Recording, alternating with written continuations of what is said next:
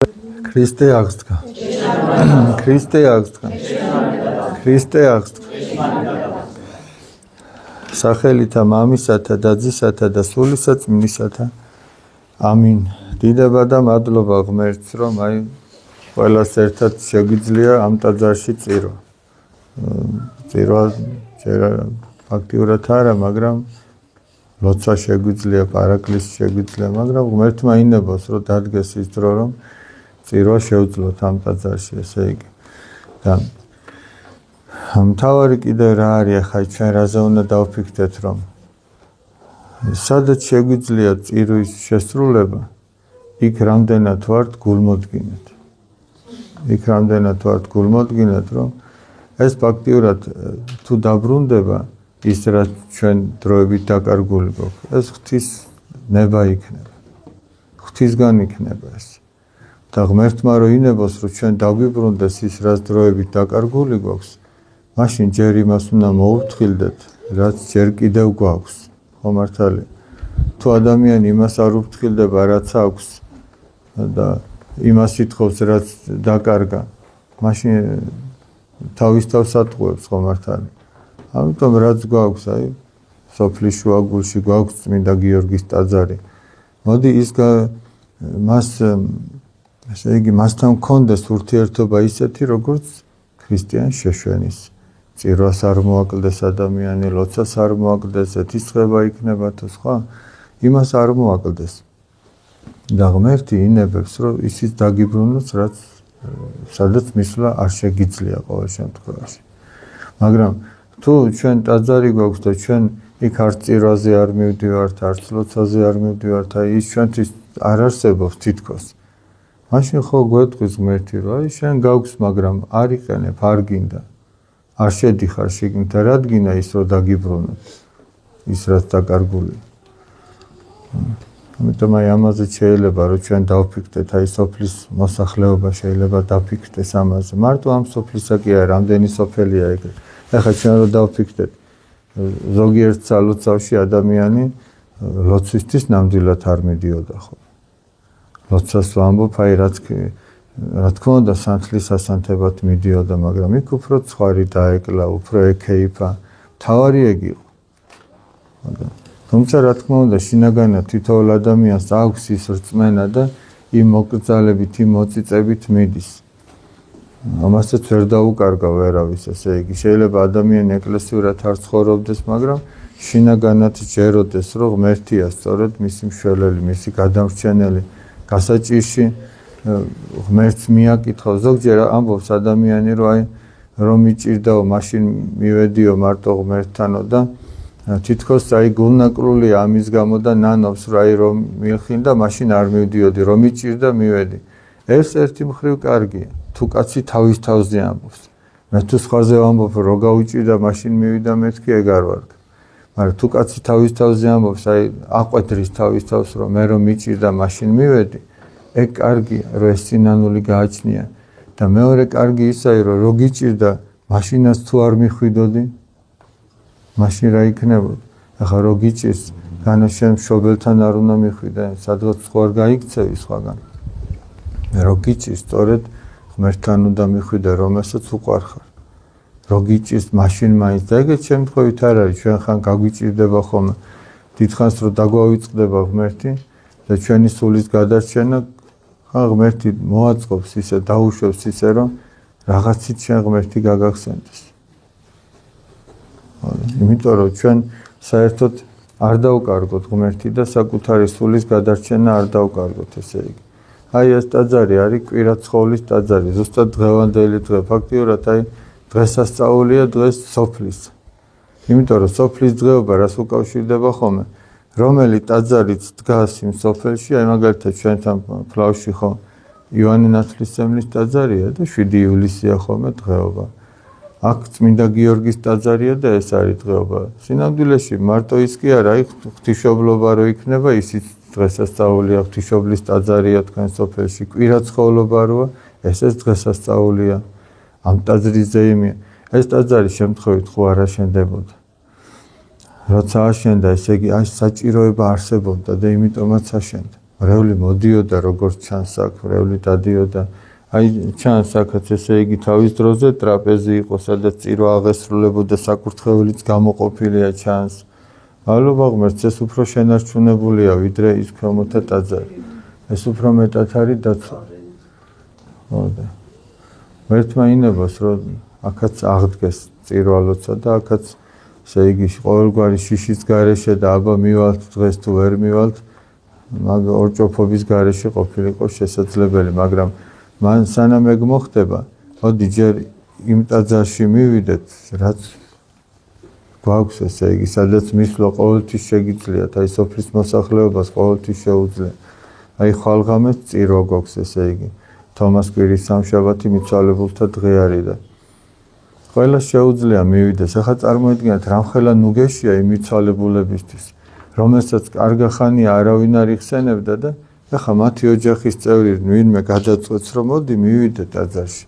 ჩამოვწერო ჩემი მიცვალებულების სახელები, ვინც მართლმადიდებელი იყო და მივიდე და მეც მოვახსენებინო. ის მიცვალებული ზუსტად მაგას ელოდება. აი თითოეული თქვენთაგანის ახლა აქ ვინც ხართ, აი ვინც დაუშვათ დიდი ხანი არ ყოფილხართ წირვაზე, თქვენი მიცვალებული თქვენს შემოყურებთ იმედის თვალით, რომ აი ეხლა მაინც მოგვიხსენონ, იმიტომ რომ მათ აღარ შეუძლიათ ღმერთს შესთხოვან, რომ გვაპატიეთ ჩვენი ცოდვები, შეგვიწყალოთ. მათ ამის შესაძლებლობა აღარ აქვთ უკვე გარდაცვლილ ადამიანს, მაგრამ მის ჭირისუფალს, მის ოჯახის წევრებს, მის საყვარელ ადამიანებს, მეზობლებს თუ მეგობრებს, ვისაც ისინი ახსოვს, ისინი იმედით შეჰყურებენ, რომ აი ეხლა მაინც მოგვიხსენონ. ერთი ესეთი შემთხვევა იყო. წმინდა ფილარეტ მოსკოველის ცხოვრებიდან, რომ ესე იგი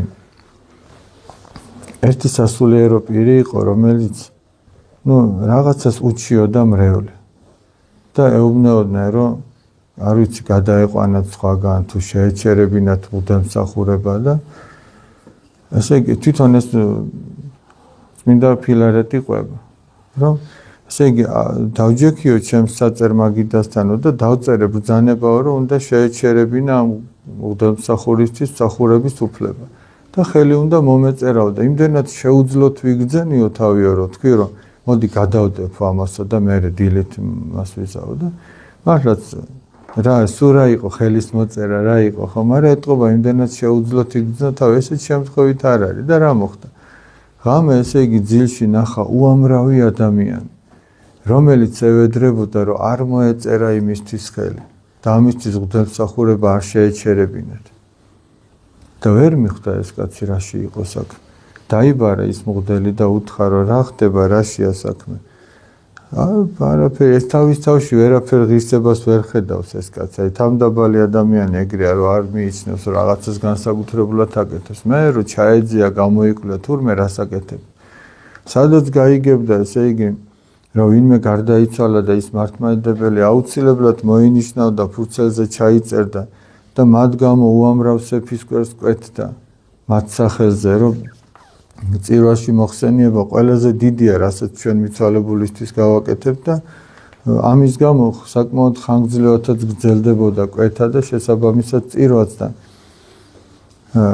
თურმე ის მიცვალებულები, ვისაც ეს კაცი იხსენებდა, ეს მღვდელი იხსენებდა, ისინი სთხოვდნენ, რომ არ შეუჩერო მაგას მღვდელმსახურება, იმიტომ რომ ჩვენ უნუგეშოთ რჩებით, გესმით რაზე ელაპარაკე, რა ხელა საოცარი ამბავი. ხოდა ის მიცვალებულები ჩვენგან ამას მოითხოვენ. ჩვენგან ითხოვენ.